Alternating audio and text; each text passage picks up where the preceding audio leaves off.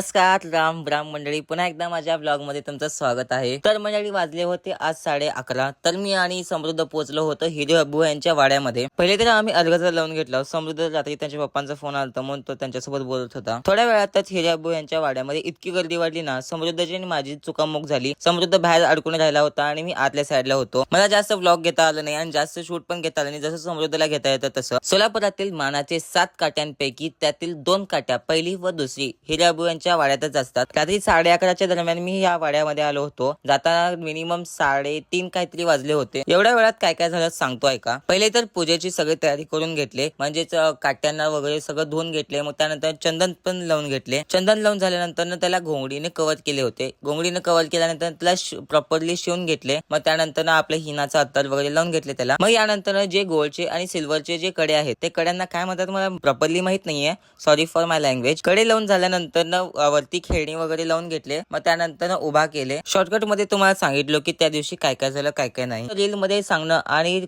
प्रत्यक्ष मध्ये तिथे येऊन एक्सपिरियन्स करणं हे एक वेगळंच असतं। माझी खूप वर्षापासून इच्छा होती की बाबा हिरे अब्बू यांच्या वाड्यामध्ये जायचं पूजेसाठी। आज तो काळ आला आणि मी आज गेलो। 68 लिंक प्रदक्षिणेचा व्हिडिओ पाहायचा असेल तर आत्ताच पेजला फॉलो करून घ्या। माझ्यासोबत माझी इंस्टाग्रामची फॅमिली सुद्धा होती आणि त्यांचा इच्छा होती की माझ्या ब्लॉग मध्ये यायचं। मग त्यांना ब्लॉग मध्ये घेतलो आणि आजचा ब्लॉग इथं संपला। भेटूया नेक्स्ट ब्लॉग मध्ये। Thanks for watching.